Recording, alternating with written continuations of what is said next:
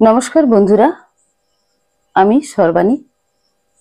আমার বই পড়ুন বইকে ভালোবাসুন চ্যানেলে সবাইকে স্বাগত জানিয়ে আজ আমি কবিগুরু রবীন্দ্রনাথ ঠাকুরের লেখা স্ত্রীর পত্র গল্পটি পড়ে শোনাচ্ছি।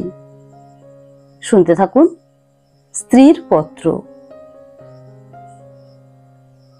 শ্রীচরণ কমলেশু। আজ 15 বছর আমাদের বিবাহ হয়েছে। আজ পর্যন্ত তোমাকে চিঠি লিখিনি, চিরদিন কাছেই পড়ে আছি। মুখের কথা অনেক শুনেছ, আমিও শুনেছি। চিঠি লেখবার মতো ফাঁকটুকু পাওয়া যায়নি। আজ আমি এসেছি তীর্থ করতে শ্রীক্ষেত্রে। তুমি আছো তোমার আপিসের কাজে। শামুকের সঙ্গে খোলসের যে সম্বন্ধ, কলকাতার সঙ্গে তোমার তাই। সে তোমার দেহ মনের সঙ্গে এঁটে গিয়েছে। তাই তুমি আপিসে ছুটির দরখাস্ত করলে না। বিধাতার তাই অভিপ্রায় ছিল। তিনি আমার ছুটির দরখাস্ত মঞ্জুর করেছেন। আমি তোমাদের মেজ বউ। আজ 15 বছরের পরে এই সমুদ্রের ধারে দাঁড়িয়ে জানতে পেরেছি আমার জগৎ এবং জগদীশ্বরের সঙ্গে আমার অন্য সম্বন্ধও আছে। তাই আজ সাহস করে এই চিঠিখানা লিখছি। এ তোমাদের মেজ বউয়ের চিঠি নয়। তোমাদের সঙ্গে আমার সম্বন্ধ কপালে যিনি লিখেছিলেন, তিনি ছাড়া যখন সেই সম্ভাবনার কথা আর কেউ জানত না, সেই শিশু বয়সে আমি আর আমার ভাই একসঙ্গেই সান্নিপাতিক জ্বরে পড়ি। আমার ভাইটি মারা গেল, আমি বেঁচে উঠলুম। পাড়ার সব মেয়েরাই বলতে লাগলো, মৃণাল মেয়ে কিনা, তাইও বাঁচলো। বেটা ছেলে হলে কি আর রক্ষা পেত? চুরি বিদ্যাতেও জম পাকা। দামি জিনিসের পরেই তার লোভ। আমার মরণ নেই, সেই কথাটাই ভালো করে বুঝিয়ে বলার জন্য এই চিঠিখানি লিখতে বসেছি। যেদিন তোমাদের দুঃসম্পর্কের মামা তোমার বন্ধু নিরোধকে নিয়ে কোণে দেখতে এলেন, তখন আমার বয়স 12। দুর্গম পাড়া গায়ে আমাদের বাড়ি। সেখানে দিনের বেলায় শেয়াল ডাকে। স্টেশন থেকে 7 ক্রোশ স্যাঁকড়া গাড়িতে এসে বাকি 3 মাইল কাঁচা রাস্তার পালকি করে তবে আমাদের গায়ে পৌঁছানো যায়। সেদিন তোমাদের কি হায়রানি! তার উপরে আমাদের বাঙাল দেশের রান্না। সেই রান্নার প্রহসন আজও মামা ভুলেননি। তোমাদের বড় বউয়ের রূপের অভাব মেজ বউকে দিয়ে পূরণ করার জন্যে তোমার মায়ের একান্ত জিদ ছিল। নইলে এত কষ্ট করে আমাদের সে গায়ে তোমরা যাবে কেন? বাংলাদেশে পিলে, যকৃৎ, অম্লশূল এবং কোণের জন্য তো কাউকে খোঁজ করতে হয় না। তারা আপনি এসে চেপে ধরে, কিছুতে ছাড়তে চায় না। বাবার বুক দুরু দুরু করতে লাগলো। মা দুর্গা নাম জপ করতে লাগলেন। শহরের দেবতাকে পাড়া গাঁয়ের পূজারী কি দিয়ে সন্তুষ্ট করবে? মেয়ের রূপের উপর ভরসা। কিন্তু সেই রূপের গুমর তো মেয়ের মধ্যে নেই। যে ব্যক্তি দেখতে এসেছে, সে যে তাকে যে দামই দেবে, সেই তার দাম। তাই তো হাজার রূপে গুণেও মেয়ে মানুষের সংকোচ কিছুতেই ঘুচে না। সমস্ত বাড়ি, এমনকি সমস্ত পাড়ার এই আতঙ্ক আমার বুকের মধ্যে পাথরের মতো চেপে বসলো। সেদিনকার আকাশের যত আলো এবং জগতের সকল শক্তি যেন 12 বছরের একটি পাড়াগেঁয়ে মেয়েকে দুইজন পরীক্ষকের দুই জোড়া চোখের সামনে শক্ত করে তুলে ধরবার জন্য পেয়াদাগিরি করছিল। আমার কোথাও লুকোবার জায়গা ছিল না। সমস্ত আকাশকে কাঁদিয়ে দিয়ে বাঁশি বাজতে লাগলো। তোমাদের বাড়িতে এসে উঠলুম। আমার খুঁতগুলি সবিস্তারে খতিয়ে দেখেও গিন্নির দল সকলে স্বীকার করলেন, মোটের উপর আমি সুন্দরী বটে। সে কথা শুনে আমার বড় চায়ের মুখ গম্ভীর হয়ে গেল। কিন্তু আমার রূপের দরকার কি ছিল তাই ভাবি। রূপ জিনিসটাকে যদি কোনো সেকেলে পণ্ডিত গঙ্গা মৃত্তিকা দিয়ে গড়তেন তাহলে ওর আদর থাকতো,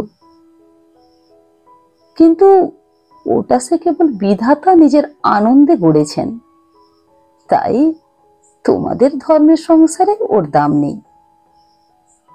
আমার যে রূপ আছে সে কথা ভুলতে তোমারও বেশি দিন সময় লাগেনি, কিন্তু আমার যে বুদ্ধি আছে সেটা তোমাদের পদে পদে স্মরণ করতে হয়েছে। ওই বুদ্ধিটা আমার এতই স্বাভাবিক যে তোমাদের ঘরকন্যার মধ্যে এতকাল কাটিয়েও আজও সে টিকে আছে। মা আমার এই বুদ্ধিটার জন্য বিষম উদ্বিগ্ন ছিলেন। মেয়ে মানুষের পক্ষে এ এক বালাই। যাকে বাধা মেনে চলতে হবে সে যদি বুদ্ধিকে মেনে চলতে চায় তবে ঠোকর খেয়ে খেয়ে তার কপাল ভাঙবেই। কিন্তু কি করব বলো, তোমাদের ঘরের বউয়ের যতটা বুদ্ধির দরকার বিধাতা অসতর্ক হয়ে আমাকে তার চেয়ে অনেকটা বেশি দিয়ে ফেলেছেন। সে আমি এখন ফিরিয়ে দেই কাকে? তোমরা আমাকে মেয়ে জেঠা বলে দুবেলা গাল দিয়েছ, কটু কথাই হচ্ছে অক্ষমের সান্ত্বনা। অতএব সে আমি ক্ষমা করলুম। আমার একটা জিনিস তোমাদের ঘরকন্যার বাইরে ছিল, সেটা কেউ তোমরা জানোনি। আমি লুকিয়ে কবিতা লিখতুম, সে 6-5 যাই হোক না, সেখানে তোমাদের অন্দরমহলের পাঁচিল ওঠেনি। সেইখানে আমার মুক্তি, সেইখানে আমি আমি আমার মধ্যে যা কিছু তোমাদের মেজ বউকে ছাড়িয়ে রয়েছে সে তোমরা পছন্দ করনি, চিনতেও পারোনি। আমি যে কবি সে এই 15 বছরেও তোমাদের কাছে ধরা পড়েনি। তোমাদের ঘরের প্রথম স্মৃতির মধ্যে সবচেয়ে যেটা আমার মনে জাগছে সে তোমাদের গোয়াল ঘর। অন্দরমহলের সিঁড়িতে ওঠবার ঠিক পাশের ঘরেই তোমাদের গরু থাকে। সামনের উঠোনটুকু ছাড়া তাদের আর নড়বার জায়গা নেই। সেই উঠোনের কোণে তাদের জাবান দেবার কাঠের গামলা। সকালে বেহারার নানা কাজ। উপবাসী গরুগুলো ততক্ষণ সেই গামলার ধারগুলো চেটে চেটে চিবিয়ে চিবিয়ে খাবলা করে দিত। আমার প্রাণ কাঁদত। আমি পাড়া গাঁয়ের মেয়ে। তোমাদের বাড়িতে যেদিন নতুন এলুম সেদিন সেই 2টি গরু এবং 3টি বাছুরি সমস্ত শহরের মধ্যে আমার পরিচিত আত্মীয়ের মতো আমার চোখে ঠেকলো। যতদিন নতুন বউ ছিলুম নিজে না খেয়ে লুকিয়ে ওদের খাওয়াতুম। যখন বড় হলুম তখন গরুর প্রতি আমার প্রকাশ্য মমতা লক্ষ্য করে আমার ঠাট্টার সম্পর্কেরা আমার গোত্র সম্বন্ধে সন্দেহ প্রকাশ করতে লাগলেন। আমার মেয়েটি জন্ম নিয়েই মারা গেল। আমাকেও সে সঙ্গে যাবার সময় ডাক দিয়েছিল। সে যদি বেঁচে থাকতো তাহলে সেই আমার জীবনের যা কিছু বড়, যা কিছু সত্য, সমস্ত এনে দিত। তখন মেজ বউ থেকে একেবারে মা হয়ে বসতুম। মা, যে এক সংসারের মধ্যে থেকেও বিশ্ব সংসারের। মা হবার দুঃখটুকু পেলুম, কিন্তু মা হবার মুক্তিটুকু পেলুম না। মনে আছে, ইংরেজ ডাক্তার এসে আমাদের আশ্চর্য হয়েছিল এবং আতুর ঘর দেখে বিরক্ত হয়ে বকাবকি করেছিল। সদরে তোমাদের একটু বাগান আছে, ঘরে সাজসজ্জা আসবাবের অভাব নেই, আর অন্দরটা যেন পশমের কাজের উল্টো পিঠ। সেদিকে কোনো লজ্জা নেই, শ্রী নেই, সজ্জা নেই। সেদিকে আলো মিটমিট করে জ্বলে, হাওয়া চোরের মতো প্রবেশ করে, উঠোনের আবর্জনা নড়তে চায় না, দেওয়ালের এবং মেঝের সমস্ত কলঙ্ক অক্ষয় হয়ে বিরাজ করে। কিন্তু ডাক্তার একটা ভুল করেছিল। সে ভেবেছিল এটা বুঝি আমাদের অহরাত্র দুঃখ দেয়। ঠিক উল্টো, অনাদর। জিনিসটা ছায়ের মতো, সে ছায় আগুনকে হয়তো ভিতরে ভিতরে জমিয়ে রাখে, কিন্তু বাইরে থেকে তার তাপটাকে বুঝতে দেয় না। আত্মসম্মান যখন কমে যায়, তখন অনাদরকে তো অন্যায্য বলে মনে হয় না। সেই জন্যে তার বেদনা নেই। তাই তো মেয়ে মানুষ দুঃখ বোধ করতে লজ্জা পায়। আমি তাই বলি, মেয়ে মানুষকে দুঃখ পেতেই হবে। এইটি যদি তোমাদের ব্যবস্থা হয়, তাহলে যত দূর সম্ভব তাকে অনাদরে রেখে দেওয়াই ভালো। আদরে দুঃখের ব্যথাটা কেবল বেড়ে ওঠে। যেমন করেই রাখো, দুঃখ যে আছে এ কথা মনে করবার কথাও কোনো দিন মনে আসেনি। আতুর ঘরে মরণ মাথার কাছে এসে দাঁড়ালো, মনে ভয়ই হলো না। জীবন আমাদের কি, বা যে মরণকে ভয় করতে হবে? আদরে যত্নে যাদের প্রাণের বাঁধন শক্ত করেছে, মরতে তাদেরই বাধে। সেদিন যম যদি আমাকে ধরে টান দিত, তাহলে আলগা মাটি থেকে যেমন অতি সহজে ঘাসের চাপড়া উঠে আসে, সমস্ত শিকড় শুদ্ধ আমি তেমনি করেই উঠে আসতুম। বাঙালির মেয়ে তো কথায় কথায় মরতে যায়, কিন্তু এমন মরায় বাহাদুরিটা কি? মরতে লজ্জা হয়। আমাদের পক্ষে ওটা এতই সহজ। আমার মেয়েটি তো সন্ধ্যা তারার মতো ক্ষণকালের জন্য উদয় হয়ে অস্ত গেল। আবার আমার নিত্য কর্ম এবং গরু বাছুর নিয়ে পড়লুম। জীবন তেমনি করেই গড়াতে গড়াতে শেষ পর্যন্ত কেটে যেত। আজকে তোমাকে এই চিঠি লেখবার দরকারই হতো না, কিন্তু বাতাসে সামান্য একটা বীজ উড়িয়ে নিয়ে এসে পাকা দালানের মধ্যে অশ্বত্থ গাছের অঙ্কুর বের করে। শেষকালের সেইটুকু থেকে ইট কাঠের বুকের পাঁজর বিদীর্ণ হয়ে যায়। আমার সংসারের পাকা বন্দোবস্তের মাঝখানে ছোট একটুখানি জীবনের কণা কোথা থেকে উড়ে এসে পড়ল। তারপর থেকে ফাটল শুরু হলো। বিধবা মার মৃত্যুর পরে আমার বড় জায়ের বোন বিন্দু তার খুড়তুতো ভাইদের অত্যাচারে আমাদের বাড়িতে তার দিদির কাছে এসে যেদিন আশ্রয় নিলে, তোমরা সেদিন ভাবলে এ আবার কোথাকার আপদ। আমার পোড়া স্বভাব, কি করব বলো? দেখলুম তোমরা সকলেই মনে মনে বিরক্ত হয়ে উঠেছ। সেই জন্যে এই নিরাশ্রয় মেয়েটির পাশে আমার সমস্ত মন যেন একেবারে কোমর বেঁধে দাঁড়ালো। পরের বাড়িতে পরের অনিচ্ছাতে এসে আশ্রয় নেওয়া যে কত বড় অপমান, দায়ে পড়ে সেও আমাকে স্বীকার করতে হলো।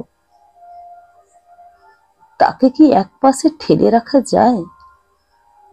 তারপরে দেখলুম আমার বড় জায়ের দশা।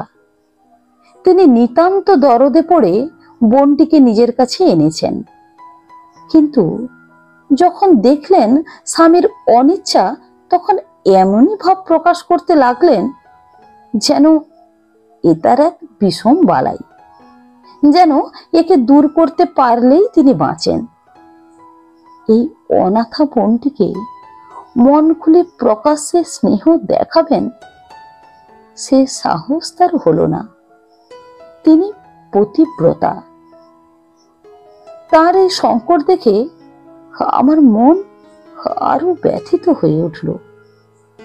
দেখলুম বড় যা সকলকে একটু বিশেষ করে দেখিয়ে দেখিয়ে বিন্দুর খাওয়া পড়ার এমনই মোটা রকমের ব্যবস্থা করলেন এবং বাড়ির সর্বপ্রকার দাসী বৃত্তিতে তাকে এমন ভাবে নিযুক্ত করলেন যে আমার কেবল দুঃখ নয়, লজ্জা বোধ হলো। তিনি সকলের কাছে প্রমাণ করার জন্য ব্যস্ত যে আমাদের সংসারের ফাঁকি দিয়ে বিন্দুকে ভারী সুবিধা দরে পাওয়া গেছে, ও কাজ দেয় বিস্তর, অথচ খরচের হিসাবে বেজায় সস্তা। আমাদের বড় জায়ের বাপের বংশে কুল ছাড়া আর বড় কিছু ছিল না, রূপও না, টাকাও না। আমার শ্বশুরের হাতে পায়ে ধরে কেমন করে তোমাদের ঘরে তার বিবাহ হলো সে তো সমস্তই জানো। তিনি নিজের বিবাহটাকে এ বংশের প্রতি বিষম একটা অপরাধ বলে চিরকাল মনে জেনেছেন। সেই জন্যে সকল বিষয়েই নিজেকে যত দূর সম্ভব সংকুচিত করে তোমাদের ঘরে তিনি অতি অল্প জায়গা জুড়ে থাকেন। কিন্তু তার এই সাধু দৃষ্টান্তে আমাদের বড় মুশকিল হয়েছে। আমি সকল দিকে আপনাকে অত অসম্ভব খাটো করতে পারিনি। আমি যেটাকে ভালো বলে বুঝি আর কারো খাতিরে সেটাকে মন্দ বলে মেনে নেওয়া আমার কর্ম নয়। তুমিও তার অনেক প্রমাণ পেয়েছ। বিন্দুকে আমি আমার ঘরে টেনে নিলুম। দিদি বললেন, মেজ বউ গরিবের ঘরের মেয়ের মাথাটি খেতে বসলেন। আমি যেন বিষম একটা বিপদ ঘটালুম এমনই ভাবে তিনি সকলের কাছে নালিশ করে বেড়ালেন। কিন্তু আমি নিশ্চয়ই জানি তিনি মনে মনে বেঁচে গেলেন। এখন দোষের বোঝা আমার উপরেই পড়ল। তিনি বোনকে নিজে সে স্নেহ দেখাতে পারতেন না। আমাকে দিয়ে সেই স্নেহটুকু করিয়ে নিয়ে তার মনটা হালকা হলো। আমার বড় যা বিন্দুর বয়স থেকে 2-4টে অঙ্ক বাদ দিতে চেষ্টা করতেন, কিন্তু তার বয়স যে 14-র চেয়ে কম ছিল না, এ কথা লুকিয়ে বললে অন্যায় হতো না। তুমি তো জানো সে দেখতে এতই মন্দ ছিল যে পড়ে গিয়ে সে যদি মাথা ভাঙত তবে ঘরের মেজেটার জন্যই লোকে উদ্বিগ্ন হতো। কাজেই পিতা মাতার অভাবে কেউ তাকে বিয়ে দেবার ছিল না, এবং তাকে বিয়ে করার মতো মনের জোরই বা কজন লোকের ছিল। বিন্দু বড় ভয়ে ভয়ে আমার কাছে এলো, যেন আমার গায়ে তার ছোঁয়াচ লাগলে আমি সইতে পারবো না। বিশ্ব সংসারে তার যেন জন্মাবার কোনো শর্ত ছিল না, তাই সে কেবল পাশ কাটিয়ে চোখ এড়িয়ে চলত। তার বাপের বাড়িতে তার খুড়তুতো ভাইরা তাকে এমন একটি কোণও ছেড়ে দিতে চায়নি যে কোণে একটা অনাবশ্যক জিনিস পড়ে থাকতে পারে।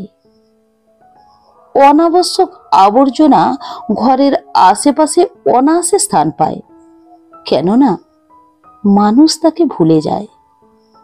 কিন্তু অনাবশ্যক মেয়ে মানুষ যে একে অনাবশ্যক, আবার তার উপরে তাকে ভোলাও শক্ত। সেই জন্যে আস্থা করেও তার স্থান নেই। অথচ বিন্দুর খুড়তুতো ভাইরা যে জগতে পরমাবশ্যক পদার্থ তা বলবার জো নেই, কিন্তু তারা বেশ আছে। তাই বিন্দুকে যখন আমার ঘরে ডেকে আনলো, তার বুকের মধ্যে কাঁপতে লাগলো। তার ভয় দেখে আমার বড় দুঃখ হলো। আমার ঘরে যে তার একটুখানি জায়গা আছে, সেই কথাটি আমি অনেক আদর করে তাকে বুঝিয়ে দিলুম।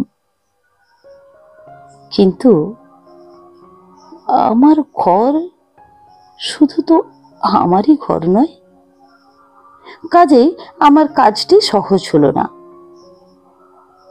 2-4 দিন আমার কাছে থাকতেই তার গায়ে লাল লাল কি উঠল।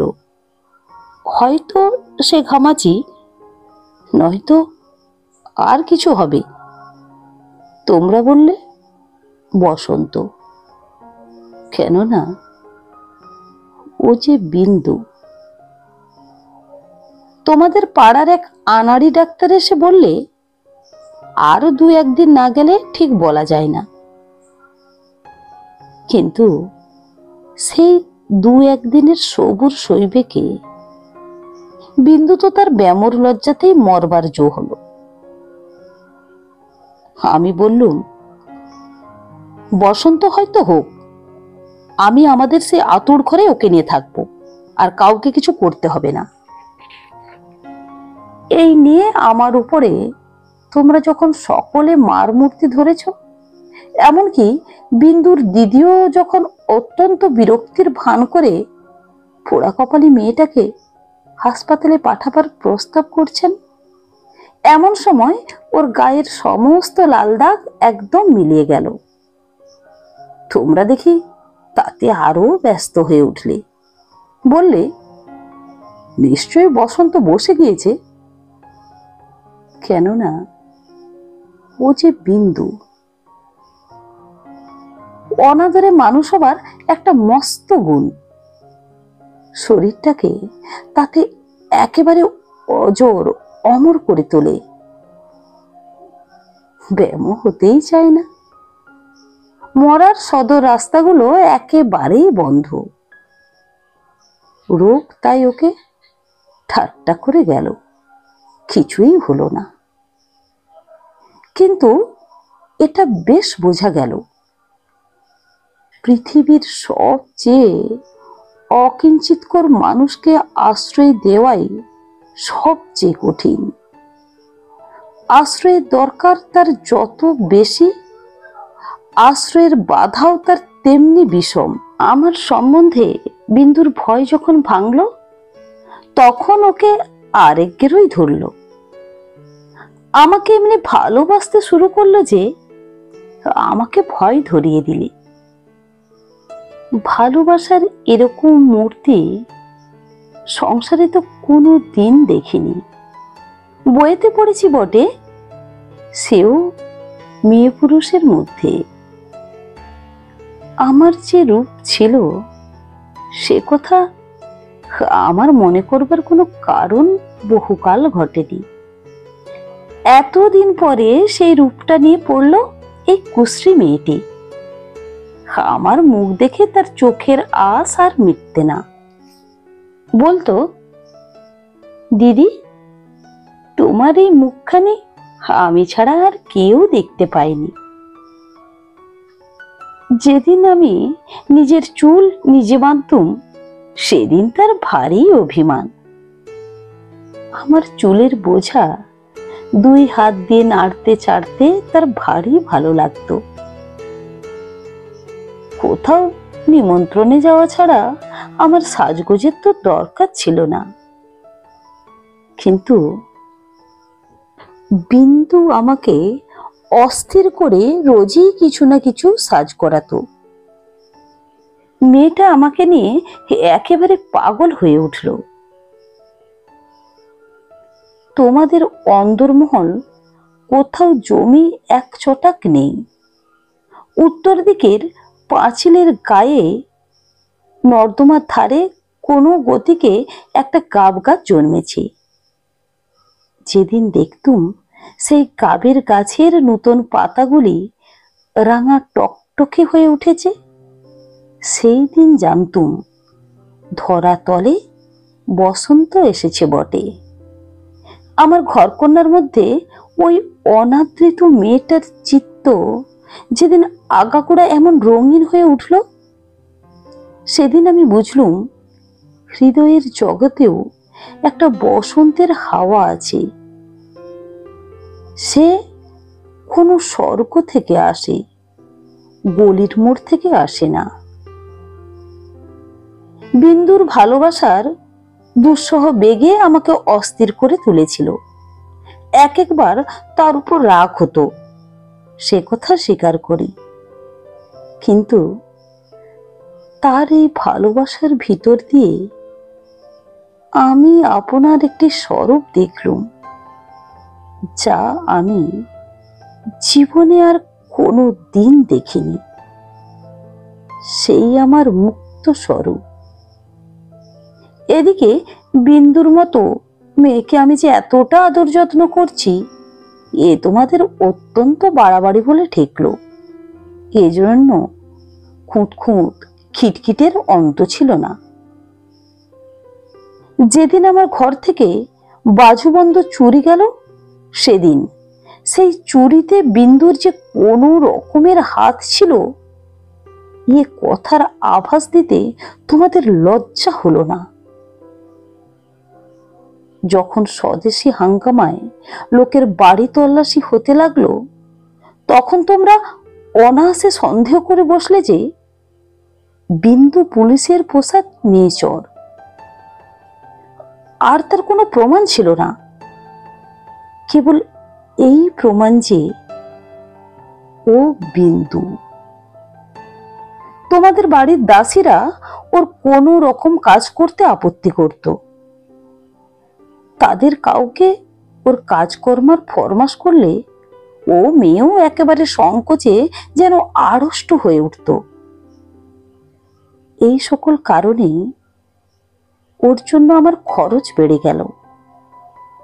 আমি বিশেষ করে একজন আলাদা দাসী রাখলুম। সেটা তোমাদের ভালো লাগেনি। বিন্দুকে আমি যেসব কাপড় পরতে দিতুম, তা দেখে তুমি এত রাগ করেছিলে যে আমার হাত খরচের টাকা বন্ধ করে দিলে।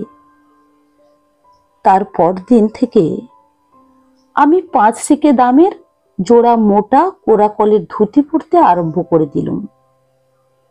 আর মতির মা যখন আমার এঁটো ভাতের থালা নিয়ে যেতে এলো, তাকে বারণ করে দিলুম। আমি নিজে উঠোনের কলতলায় গিয়ে এঁটো ভাত বাছুরকে খাইয়ে বাসন মেজেছি। একদিন হঠাৎ সেই দৃশ্যটি দেখে তুমি খুশি হওনি। আমাকে খুশি না করলেও চলে, আর তোমাদের খুশি না করলেই নয়। এই সুবুদ্ধিটা আজ পর্যন্ত আমার ঘটে এলো না। এদিকে তোমাদেরও রাগও যেমন বেড়ে উঠছে, বিন্দুর বয়সও তেমনি বেড়ে চলছে। সেই স্বাভাবিক ব্যাপারে তোমরা অস্বাভাবিক রকমে বিব্রত হয়ে উঠেছিলে। একটা কথা মনে করে আমি আশ্চর্য হই, তোমরা জোর করে কেন বিন্দুকে তোমাদের বাড়ি থেকে বিদায় করে দাওনি? আমি বেশ বুঝি তোমরা আমাকে মনে মনে ভয় করো। বিধাতা যে আমাকে বুদ্ধি দিয়েছিলেন, ভিতরে ভিতরে তার খাতির না করে তোমরা বাঁচো না। অবশেষে বিন্দুকে নিজের শক্তিতে বিদায় করতে না পেরে তোমরা প্রজাপতি দেবতার শরণাপন্ন হলে। বিন্দুর বর ঠিক হলো। বড় যা বললেন, বাঁচলুম, মা কালী আমাদের বংশের মুখ রক্ষা করলেন।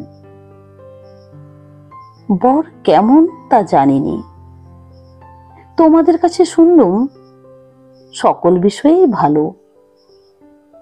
বিন্দু আমার পা জড়িয়ে ধরে কাঁদতে লাগলো, বললে, দিদি, আমার আবার বিয়ে করা কেন? আমি তাকে অনেক বুঝিয়ে বললুম, বিন্দু, তুই ভয় করিস নি, শুনেছি তোর বর ভালো। বিন্দু বললে, বর যদি ভালো হয়, আমার কি আছে যে আমাকে তার পছন্দ হবে? বরপক্ষেরা বিন্দুকে তো দেখতে আসবার নামও করলে না। বরদিদি তাতে বড় নিশ্চিন্ত হলেন। কিন্তু দিন রাত্রে বিন্দুর কান্না আর থামতে চায় না। সে তার কি কষ্ট সে আমি জানি। বিন্দুর জন্যে আমি সংসারে অনেক লড়াই করেছি, কিন্তু ওর বিবাহ বন্ধ হোক এ কথা বলবার সাহস আমার হলো না। কিসের জোরেই বা বলবো?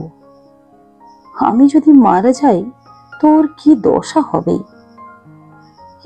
একে তো মেয়ে, তাতে কালো মেয়ে, কার ঘরে চলল, ওর কি দশা হবে সে কথা না ভাবাই ভালো। ভাবতে গেলে প্রাণ কেঁপে ওঠে। বিন্দু বললে, দিদি, বিয়ের আর 5 দিন আছে, এর মধ্যে আমার মরণ হবে নাকি? আমি তাকে খুব ধমকে দিলুম, কিন্তু অন্তর্যামী জানেন, যদি কোনো সহজভাবে বিন্দুর মৃত্যু হতে পারত তাহলে আমি আরাম বোধ করতুম। বিবাহের আগের দিন বিন্দু তার দিদিকে গিয়ে বললে, দিদি, আমি তোমাদের গোয়াল ঘরে পড়ে থাকবো, আমাকে যা বলবে তাই করব, তোমার পায়ে পড়ি, আমাকে এমন করে ফেলে দিও না। কিছুকাল থেকে লুকিয়ে লুকিয়ে দিদির চোখ দিয়ে জল পড়ছিল, সেদিনও পড়ল। কিন্তু শুধু হৃদয় তো নয়, শাস্ত্রও আছে। তিনি বললেন, জানিস তো বিন্দি, পতিই হচ্ছে স্ত্রীলোকের গতি, মুক্তি সব।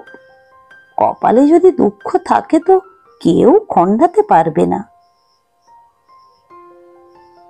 আসল কথা হচ্ছে, কোনো দিকে কোনো রাস্তাই নেই।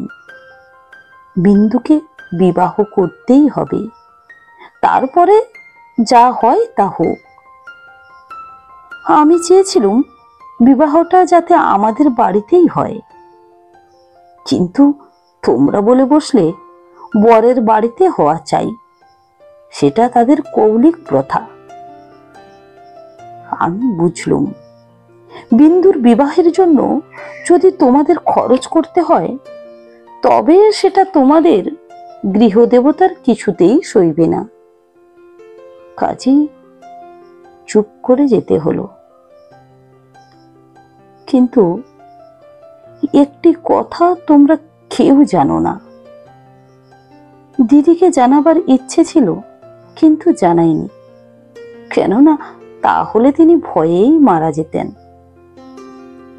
আমার কিছু কিছু গয়না দিয়ে আমি লুকিয়ে বিন্দুকে সাজিয়ে দিয়েছিলাম, বোধ করি দিদির চোখে সেটা পড়ে থাকবে, কিন্তু সেটা তিনি দেখেও দেখেননি। দোহাই ধর্মের, সেজন্য তোমরা তাকে ক্ষমা করো। যাবার আগে বিন্দু আমাকে জড়িয়ে ধরে বললে, দিদি, আমাকে তোমরা তাহলে নিতান্তই ত্যাগ করলে? আমি বললুম, না বিন্দি, তোর যেমন দশাই হোক না কেন, আমি তোকে শেষ পর্যন্ত ত্যাগ করব না। 3 দিন গেল। তোমাদের তালুকের প্রজা খাবার জন্য তোমাকে যে ভেড়া দিয়েছিল, তাকে তোমার জঠরাগ্নি থেকে বাঁচিয়ে আমি আমাদের একতলার কয়লা রাখবার ঘরের এক পাশে বাস করতে দিয়েছিলাম। সকালে উঠেই আমি নিজে তাকে দানা খাইয়ে আসতুম। তোমার চাকরদের প্রতি 2-1 দিন নির্ভর করে দেখেছি, তাকে খাওয়ানোর চেয়ে তাকে খাওয়ার প্রতি তাদের বেশি ঝোঁক। সেই দিন সকালে সেই ঘরে ঢুকে দেখি বিন্দু এক কোণে জড়সড় হয়ে বসে আছে। আমাকে দেখেই আমার পা জড়িয়ে ধরে লুটিয়ে পড়ে নিঃশব্দে কাঁদতে লাগলো।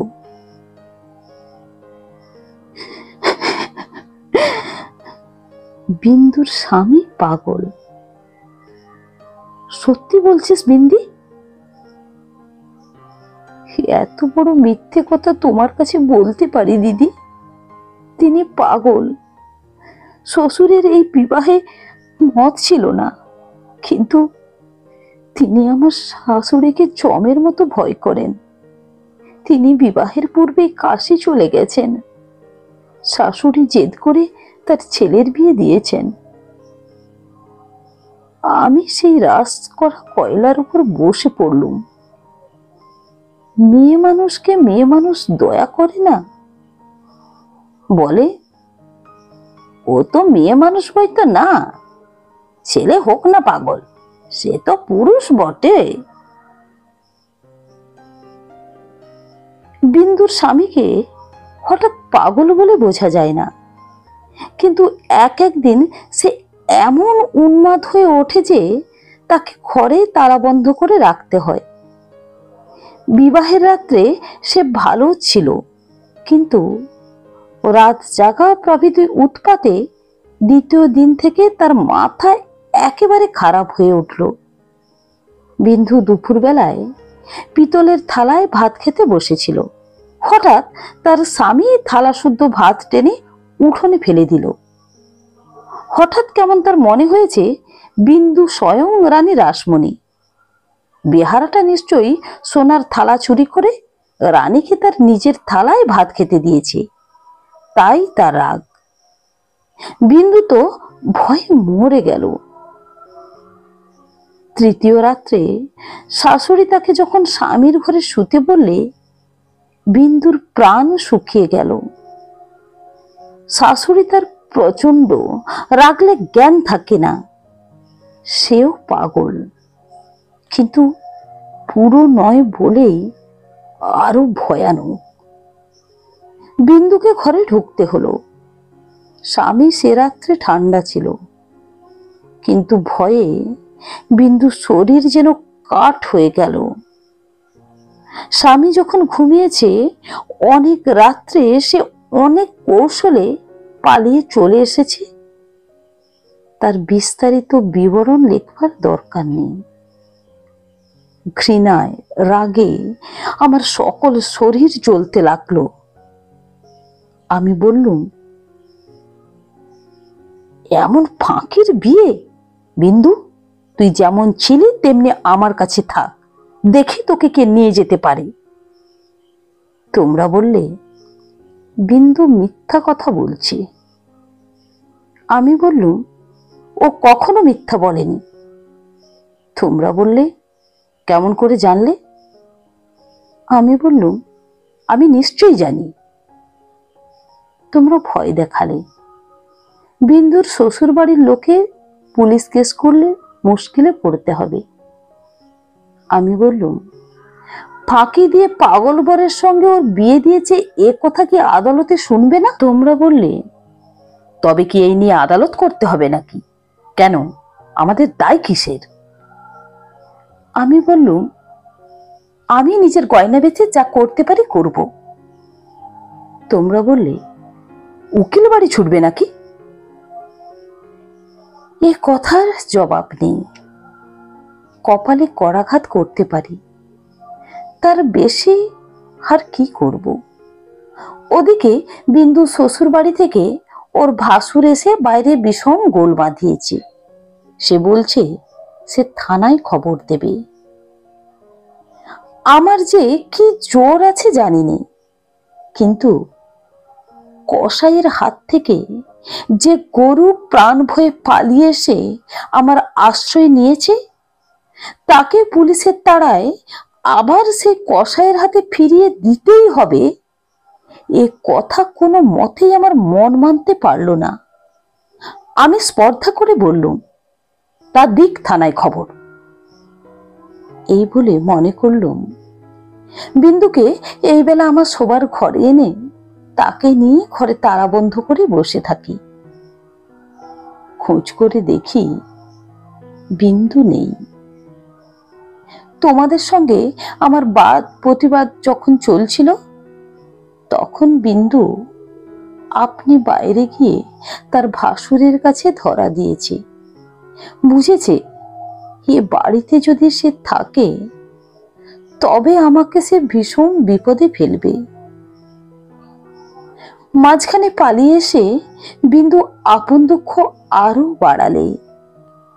তার শাশুড়ির তর্ক এই যে তার ছেলে তো ওকে খেয়ে ফেলছিল না, মন্দ স্বামীর দৃষ্টান্ত সংসারে দুর্লভ নয়, তাদের সঙ্গে তুলনা করলে তার ছেলে যে সোনার চাঁদ। আমার বড় যা বললেন, ওর পোড়া কপাল, তা নিয়ে দুঃখ করে কি করব, তা পাগল হোক ছাগল হোক স্বামী তো বটে। কুষ্ঠরোগীকে কোলে করে তার স্ত্রী বেশ্যার বাড়িতে নিজে পৌঁছে দিয়েছে। সতী সাধ্যের সেই দৃষ্টান্ত তোমাদের মনে জাগছিল। জগতের মধ্যে অধমতম কাপুরুষতার এই গল্পটা প্রচার করে আসতে তোমাদের পুরুষের মনে আজ পর্যন্ত একটু সংকোচবোধ হয়নি। সেই জন্যই মানব জন্ম নিয়েও বিন্দুর ব্যবহারে তোমার রাগ করতে পেরেছ, তোমাদের মাথা হেট হয়ে যায়নি। বিন্দুর জন্য আমার বুক ফেটে গেল, কিন্তু তোমাদের জন্যে আমার লজ্জার সীমা ছিল না। আমি তো পাড়া গাঁয়ের মেয়ে, তার উপরে তোমাদের ঘরে পড়েছি। ভগবান কোন ফাঁক দিয়ে আমার মধ্যে এমন বুদ্ধি দিলেন, তোমাদের এইসব ধর্মের কথা আমি যে কিছুতেই সইতে পারলুম না। আমি নিশ্চয়ই জানতাম মরে গেলেও বিন্দু আমাদের ঘরে আর আসবে না, কিন্তু আমি যে তাকে বিয়ের আগের দিন আশা দিয়েছিলাম যে তাকে শেষ পর্যন্ত ত্যাগ করব না। আমার ছোট ভাই শরৎ কলকাতার কলেজে পড়ছিল। তোমরা জানোই তো, যত রকমের ভলেন্টিয়ারি করা, প্লেগের পাড়ায় ইঁদুর মারা, দামোদরের বন্যায় ছোটা, এতেই তার এত উৎসাহ যে উপরে উপরে দুবার সে এফএ পরীক্ষায় ফেল করেও কিছু মাত্র দমে যায়নি। তাকে আমি ডেকে বললুম, বিন্দুর খবর যাতে আমি পাই তোকে সেই বন্দোবস্ত করে দিতে হবে শরৎ। বিন্দু আমাকে চিঠি লিখতে সাহস করবে না, লিখলেও আমি পাবো না। এরকম কাজের চেয়ে যদি তাকে বলতুম বিন্দুকে ডাকাতি করতে আনতে হবে, কিংবা তার পাগল স্বামীর মাথা ভেঙে দিতে, তাহলে সে বেশি খুশি হতো। শরতের সঙ্গে আলোচনা করছি, এমন সময় তুমি ঘরে এসে বললে, আবার কি হাঙ্গামা বাঁধিয়েছ? আমি বললুম, সেই যা সব গোড়ায় বাঁধিয়েছিলাম, তোমাদের ঘরে এসেছিলুম, কিন্তু সে তো তোমাদেরই কীর্তি। তুমি জিজ্ঞাসা করলে, বিন্দুকে আবার এনে কোথায় লুকিয়ে রেখেছ? আমি বললুম, বিন্দু যদি আসতো তাহলে নিশ্চয় এনে লুকিয়ে রাখতুম, কিন্তু সে আসবে না, তোমাদের ভয় নেই। শরৎকে আমার কাছে দেখে তোমার সন্দেহ আরো বেড়ে উঠল। আমি জানতুম শরৎ আমাদের বাড়ি যাতায়াত করে, এ তোমরা কিছুতেই পছন্দ করতে না। তোমাদের ভয় ছিল ওর পরে পুলিশের দৃষ্টি আছে, কোনোদিন ও কোনো রাজনৈতিক মামলায় পড়বে, তখন তোমাদের শুদ্ধ জড়িয়ে ফেলবে। সেই জন্যে আমি ওকে ভাইফোঁটা পর্যন্ত লোক দিয়ে পাঠিয়ে দিতুম, ঘরে ডাকতুম না। তোমার কাছে শুনলুম বিন্দু আবার পালিয়েছে, তাই তোমাদের বাড়িতে তার ভাসুর খোঁজ করতে এসেছে। শুনে আমার বুকের মধ্যে শেল বিঁধল। হতভাগিনীর যে কি অসহ্য কষ্ট তা বুঝলুম, অথচ কিছুই করবার রাস্তা নেই। শরৎ খবর নিতে ছুটল। সন্ধ্যার সময় ফিরে এসে আমাকে বলল, বিন্দু তার খুড়তুতো ভাইদের বাড়িতে গিয়েছিল, কিন্তু তারা তুমুল রাগ করে তখনই আবার তাকে শ্বশুর বাড়ি পৌঁছে দিয়ে গেছে। এর জন্য তাদের খেসারত এবং গাড়ি ভাড়ার দণ্ড যা হয়েছে তার ঝাঁঝ এখনো তাদের মন থেকে মরেনি। তোমাদের খুড়িমা শ্রীক্ষেত্রে তীর্থ করতে যাবেন বলে তোমাদের বাড়িতে এসে উঠেছেন। আমি তোমাদের বললুম, আমিও যাব। আমার হঠাৎ এমন ধর্মে মন হয়েছে দেখে তোমরা এত খুশি হয়ে উঠলে যে বিন্দু মাত্র আপত্তি করলে না। এ কোথাও মনে ছিল না যে এখন যদি কলকাতায় থাকি তবে আবার কোনোদিন বিন্দুকে নিয়ে ফ্যাসাদ বাঁধিয়ে বসবো। আমাকে নিয়ে বিষম লেঠা। বুধবারে আমার যাবার দিন, রবিবারে সমস্ত ঠিক হলো। আমি শরৎকে ডেকে বললুম, যেমন করে হোক বিন্দুকে বুধবারে পুরী যাবার গাড়িতে তোকে তুলে দিতেই হবে। শরতের মুখ প্রফুল্ল হয়ে উঠল। সে বললে, ভয় নেই দিদি, আমি তাকে গাড়িতে তুলে দিয়ে পুরী পর্যন্ত চলে যাব, ফাঁকি দিয়ে জগন্নাথ দেখা হয়ে যাবে। সেই দিন সন্ধ্যার সময় শরৎ আবার এলো। তার মুখ দেখেই আমার বুক দমে গেল। আমি বললুম, কি শরৎ, সুবিধা হলো না বুঝি? সে বলল, না। আমি বললুম, রাজি করতে পারলি নে? সে বললে, আর দরকার নেই। কাল রাত্রিরে সে কাপড়ে আগুন ধরিয়ে আত্মহত্যা করে মরেছে।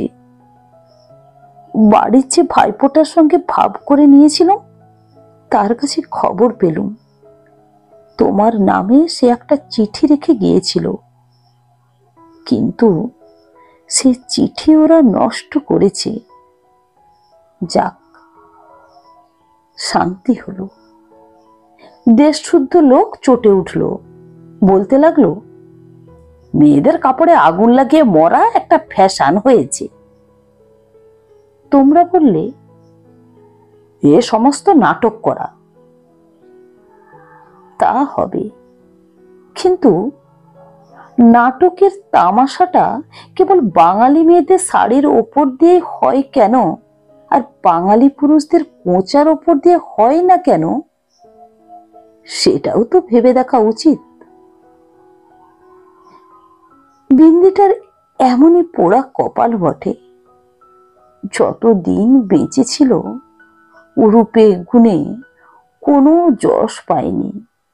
মরবার বেলাও যে একটু ভেবেচিন্তে এমন একটা নতুন ধরনের মরবে যাতে দেশের পুরুষরা খুশি হয়ে হাততালি দেবে, তাও তার ঘটে এলো না। মরেও লোকদের চটিয়ে দিলে। দিদি ঘরের মধ্যে লুকিয়ে কাঁদলেন। কিন্তু সে কান্নার মধ্যে একটা সান্ত্বনা ছিল। যাই হোক না কেন, তবু রক্ষা হয়েছে। মরেছে বইতো না, বেঁচে থাকলে কি না হতে পারত। আমি তীর্থে এসেছি, বিন্দুর আর আসবার দরকার হলো না, কিন্তু আমার দরকার ছিল। দুঃখ বলতে লোকে যা বোঝে তোমাদের সংসারে তা আমার ছিল না। তোমাদের ঘরে খাওয়া পড়ার অসচ্ছল নয়। তোমার দাদার চরিত্র যেমন হোক, তোমার চরিত্রে এমন কোনো দোষ নেই যাতে বিধাতাকে মন্দ বলতে পারি। যদি বা তোমার স্বভাব তোমার দাদার মতোই হতো, তাহলেও হয়তো মোটের উপর আমার এমনি ভাবেই দিন চলে যেত, এবং আমার সতীসাধ্যী বড় জায়ের মতোই পতি দেবতাকে দোষ না দিয়ে বিশ্ব দেবতাকেই আমি দোষ দেবার চেষ্টা করতুম। অতএব তোমাদের নামে আমি কোনো নালিশ উত্থাপন করতে চাইনি। আমার এই চিঠি সেজন্য নয়। কিন্তু আমি আর তোমাদের সেই 27 নম্বর মাখন বড়ালের গলিতে ফিরব না। আমি বিন্দুকে দেখেছি। সংসারের মাঝখানে মেয়ে মানুষের পরিচয়টা যে কি তা আমি পেয়েছি, আর আমার দরকার নেই। তারপরে এই দেখেছি, ও মেয়ে বটে, তবু ভগবান ওকে ত্যাগ করেনি। ওর উপরে তোমাদের যত জোরই থাক না কেন, সেই জোরের অন্ত আছে। ও আপনার হতভাগ্য মানব জন্মের চেয়ে বড়। তোমরাই যে আপন ইচ্ছা মতো আপন দস্তুর দিয়ে ওর জীবনটাকে চিরকাল পায়ের তলায় চেপে রেখে দেবে, তোমাদের পা এত লম্বা নয়। মৃত্যু তোমাদের চেয়ে বড়। সে মৃত্যুর মধ্যে সে মহান। সেখানে বিন্দু কেবল বাঙালি ঘরের মেয়ে নয়, কেবল খুড়তুতো ভাইয়ের বোন নয়, কেবল অপরিচিত পাগল স্বামীর প্রবঞ্চিত স্ত্রী নয়, সেখানে সে অনন্ত। সেই মৃত্যুর বাঁশি এই বালিকার ভাঙা হৃদয়ের ভিতর দিয়ে আমার জীবনের যমুনা পারে যেদিন বাজলো, সেদিন প্রথমটা আমার বুকের মধ্যে যেন বান বিঁধল। বিধাতাকে জিজ্ঞাসা করলুম, জগতের মধ্যে যা কিছু সবচেয়ে তুচ্ছ, তাই সবচেয়ে কঠিন কেন? এই গলির মধ্যকার চারিদিকে প্রাচীর তোলা নিরানন্দের অতি সমান বুদবুদটা এমন ভয়ঙ্কর বাধা কেন? তোমার বিশ্ব জগৎ তার 6 ঋতুর সুধাপাত্র হাতে করে যেমন করে ডাক দিন না কেন, এক মুহূর্তের জন্য কেন আমি এই অন্দরমহলটার এইটুকু মাত্র চৌকাঠ পেরোতে পারিনি? তোমার এমন ভুবনে আমার এমন জীবন নিয়ে কেন ওই অতি তুচ্ছ ইটকাঠের আড়ালটার মধ্যেই আমাকে তিলে তিলে মরতেই হবে? কত তুচ্ছ আমার এই প্রতিদিনের জীবনযাত্রা, কত তুচ্ছ এর সমস্ত বাঁধা নিয়ম, বাঁধা অভ্যাস, বাঁধা বুলি, এর সমস্ত বাঁধা মান। কিন্তু শেষ পর্যন্ত সেই দীনতার নাগপাশ বন্ধনেরই হবে জিত, আর হার হলো তোমার নিজের সৃষ্টি ওই আনন্দ লোকের। কিন্তু মৃত্যুর বাঁশি বাজতে লাগলো। কোথায় রে রাজমিস্ত্রির গড়া দেওয়াল? কোথায় রে তোমাদের খোড়ো আইন দিয়ে গড়া কাঁটার বেড়া? কোন দুঃখে, কোন অপমানে মানুষকে বন্দি করে রেখে দিতে পারে? হয়তো মৃত্যুর হাতে জীবনের জয় পতাকা উড়ছে। ওরে মেজ বউ, ভয় নেই তোর। তোর মেজ বউয়ের খোলস ছিন্ন হতে এক নিমেষও লাগে না। তোমাদের গলিকে আর আমি ভয় করিনি। আমার সম্মুখে আজ নীল সমুদ্র, আমার মাথার উপরে আষাঢ়ের মেঘপুঞ্জ। তোমাদের অভ্যাসের অন্ধকারে আমাকে ঢেকে রেখে দিয়েছিলে।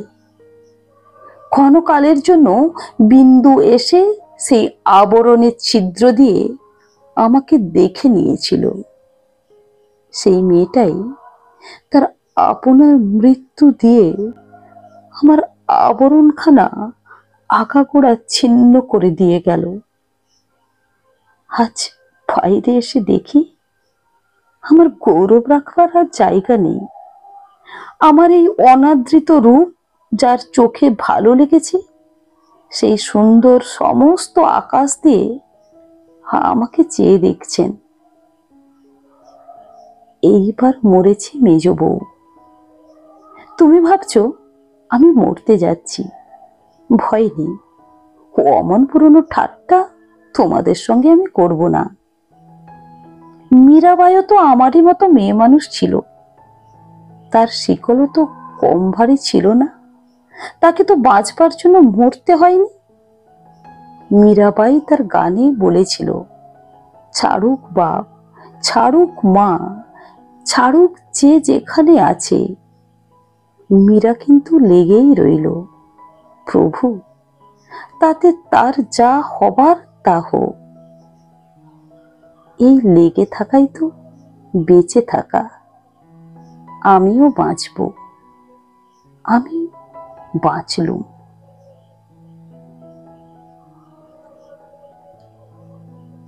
তোমাদের চরণ তলাশ্রয় চিহ্ন, মৃণাল। বন্ধুরা, আমার এই গল্প পাঠ যদি আপনাদের ভালো লেগে থাকে তাহলে আমার গল্পটিতে একটি লাইক দিয়ে আমার চ্যানেলটি সাবস্ক্রাইব করে আমার সঙ্গে থাকার অনুরোধ রইল। নমস্কার।